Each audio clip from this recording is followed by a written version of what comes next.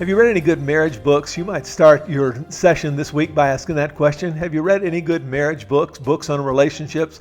Who are some of your favorite marriage or relationship authors?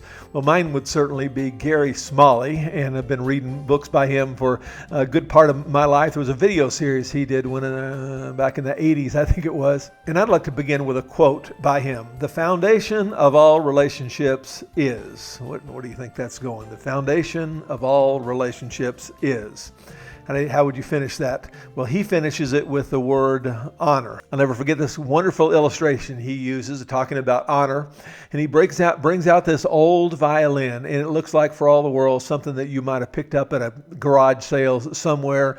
The part down here on the bottom where the strings attached to the body of the violin has come loose and it's just dangling there. And he said, to what degree would you honor? What value would you put on this old violin right here? And of course, everybody's sitting there and they're thinking, well, almost nothing. And then he holds up that violin, he looks inside, and he reads Stradivarius 1720 or whatever the date is. And there's a visible gasp in the hall. Oh my goodness, a Stradivarius. I am in the presence of a Stradivarius. And he says, that is honor. That is honor, when you respect something, when you value something. And he says this is the key, the foundation to all relationships. When you respect, when you value someone, when you say to yourself, lucky me, I get to be in your presence tonight. I get to go to Walmart with you. And when you have that sense of honor, it will solve nearly every problem in relationships, according to relationship expert Gary Smalley. He goes on to say, fulfilling marriages must be built on that foundation. Now, honor in marriage has been the cornerstone of my writing, the single most important thing in my writing by this most important marriage writer over the last 40 years. And the reason that honor is so basic to security in marriage, and this is coming out of the second chapter of this book. The first chapter dealt with the importance of security and the idea that security in a marriage is central to the marriage. When one mate shows high honor to the other, the recipient of that honor feels secure in the marriage, and they respond accordingly by reciprocating in many positive ways. In other words, he's saying that honor creates a kind of virtuous cycle where I show honor to you and you almost cannot keep from showing honor to me. And back and forth, and it either cycles up or it cycles down if you get into dishonor. And honor is so simple. Honor basically means to value another person highly, to see him or her as extremely important and of great worth. So we look at our key verse, our only verse we're going to look at today, and that is Romans 12:10, and I'll call it B, the second half of this verse.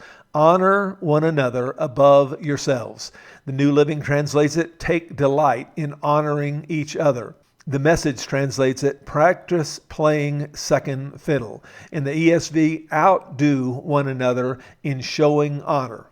Well, let's look at what this means. In the first observation out of 9, the first of 9 observation is honor essentially means treating someone as important. This is what Gary Smalley said just a moment ago. Honor one another above yourselves means treat the other person as more important than you. This graph generated by Logos Bible software shows the underlying Greek word, time, the accent is on the end there.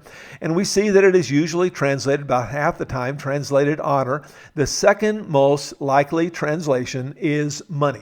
So I want to get out a $20 bill here and make an illustration. And to what degree would you honor that $20 bill? Well, you'd give it $20 worth of honor, right? Well, what if I were to crumple up that $20? How much is it worth now? How much honor will you give that $20 bill now? And if you're thinking rightly, you'd say, well, it's still worth $20. Well, what if I were to take it on the ground and throw it down on the ground and stomp on it? How much honor would you give to that $20 bill then? Well, you'd still give it $20 worth of honor. What if I were to get it in the mud? You'd still give it $20 worth of honor. And the same thing is true with people, that we are to honor them, that we are to value them in spite of the fact that they can sometimes be irritating at times. We'll talk about more of that next week. But in spite of the fact that they've been dirtied up, in spite of all kinds of things, we want to give them honor. We want to give them value just like we would that $20 bill. The Theological Dictionary of the New Testament, sometimes called Kittel, says the meaning is worth or evaluation, honor, and then price. We look at the Hebrew word that is translated honor, and we see usually translated honor about a third and fourth of the time. Then translated sometimes heavy, having the sense of significance, sometimes translated glorious. And we are to treat our neighbors. We are to treat the people in our life as glorious. That's the big idea. The Theological Dictionary of the Old Testament says it is to be heavy, figuratively to be important. C.S. Lewis famously said it is a serious thing to live in a society of possible gods and goddesses, to remember that the dullest and most uninteresting person that you can talk to may one day be a creature which, if you saw it now, you would be strongly tempted to worship. And we ought to honor people in that way. Observation number 2, honor is a choice. Honor is a choice. Romans 13:7 says, give to everyone what you owe them. If you owe them taxes, pay taxes. If revenue, then revenue. If respect, then respect. If honor, then pay them honor. In other words, this is something that you can do while sitting in a chair. It's not something you have to get up and do. It's not something that you have to go out and do. It's not something that you have to move your hands to do. You can simply sit in your chair and think about the fact that you are blessed to be able to be the neighbor of this person, that you value this neighbor, that you value your spouse, and so on. In his research, relationship expert Dr. John Gottman found that honor be such a bedrock to a satisfying relationship that he could predict divorce with nearly 100% accuracy just by observing whether mates honor each other. And he would videotape them, and he would see how they treated each other, particularly how they treated each other in a fight. And he found that oftentimes couples whose relationships would last a long time would fight in a rather robust, full-throated way. But if they rolled their eyes, if they made these little grunting sounds as if to say, you are not significant, if they simply walked out of the room to say, I'm not going to pay you any mind, that couple was in trouble when they showed dishonor to one another. What? Some readers will say, you want me to honor him, that creep who plays golf all day Saturday, who watches sports all day Sunday, who ignores me in the evening and at night snores like a buzzsaw. You want me to show honor to him? You expect me to put her on an honor pedestal? She spends half her life watching soap operas with cream all over her face. She contradicts every decision I ever make. She nags me for not taking out the trash. I saw on Facebook that when you ask a man to do something, you don't have to remind him every 3 months that he'll get it done. And he says, nags me for taking out the trash. Why should I honor her? And then Gary Smalley goes on to say, but that has nothing to do with it. Honor is not earned. It is a gift. It is a choice. It is something you simply choose to do for someone else. You give honor because you choose to give it. Whether or not it's deserved or even wanted, it's a decision you make. You just do it. Observation number 3, we honor because people are created in the image of God. Scripture says God created mankind in his own image. In the image of God, he created them.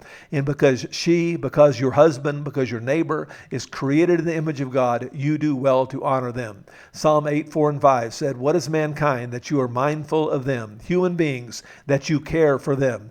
You have made them a little lower than the angel and crowned them with glory and honor, and we ought to treat people with honor simply because the way God created them. For you created my inmost being. You knit me together in my mother's womb. I praise you because I praise you because my neighbor. I praise you because my wife is fearfully and wonderfully made. Your works are wonderful. I know that full well. Observation number 4, we honor people because Christ died for all people. God demonstrates his own love for us in this. While we were still sinners, Christ died for us. And if God gave up the blood of his precious son for that neighbor, for that spouse, we do well to honor them. 1 Peter 3:18. For Christ also suffered once for sin, the righteous for the unrighteous, to bring you to God. He was put to death in the body, but made alive in the spirit. And because he was put to death for your neighbor, for your spouse, you do well to honor them. Number 5, the choice to honor others will change your feelings about them. If you do not feel that they are honorable, if you choose to believe, to value them with honor, it will over time change your feelings about them. Look at this passage right here, Lamentations 3:20. My soul continually thinks of it. I think, and my soul is bowed down. My thoughts are creating my feelings. Let's look at the context, backing up to verse 16. He has made my teeth grind on gravel and made me cower in ashes. My soul is bereft of peace. I have forgotten what happiness is. I am down, down, down, doobie, down, down, down.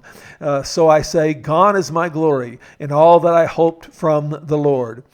The thought of my affliction and my homelessness is wormwood and gall. And my soul thinks of it, continually thinks of it, and what happens? My soul is bowed down within me. I tend to think I feel depressed because life is depressing. But what he is saying here, what Jeremiah is saying here in Lamentations, I feel depressed because I think depressing thoughts. And in a similar way, I think I feel the way I feel toward them, toward my neighbor, toward my spouse, because of the way they are. But truth be told, I feel the way I feel toward them because of the value that I choose to place on them.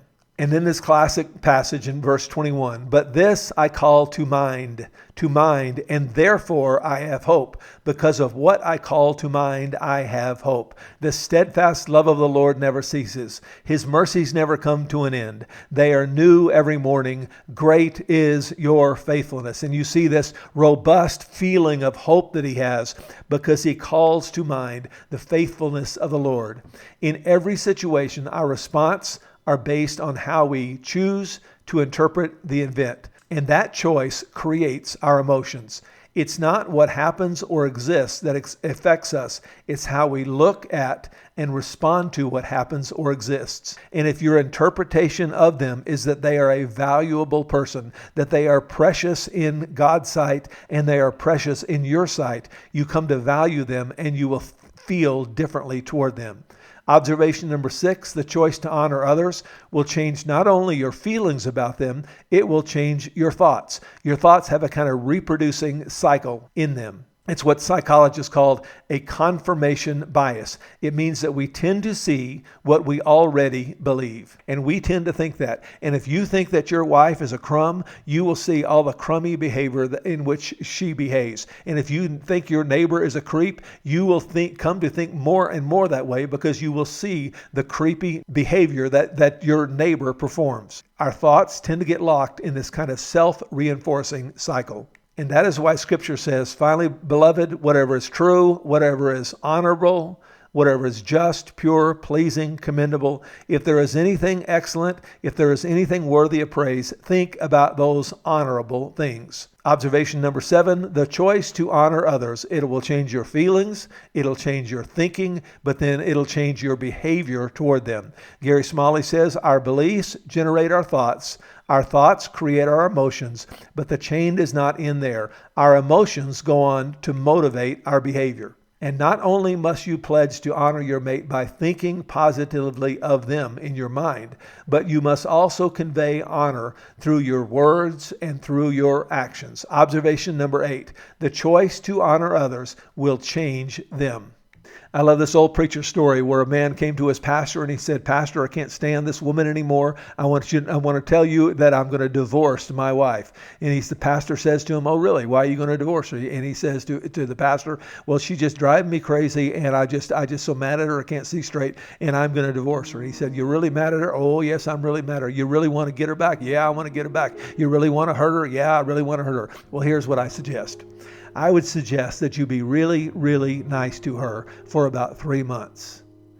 And the guy said, be nice to her. Didn't you hear me, Pastor? I said, I'm really mad at her. I want to be mean to her. I don't want to be pastor. I know you want to be mean to her, but here's what I'm going to suggest. I'm going to suggest that you be really, really nice to her for about 3 months. And then after 3 months, you just drop her like a hot potato. And this will really get her. This will really get her. And the boy, and the guy liked that idea. The man liked that idea. So he did that. He went out and he wined her and he dined her and he took her out on date nights and he bought her flowers and he bought her cards and so on and so on and so on.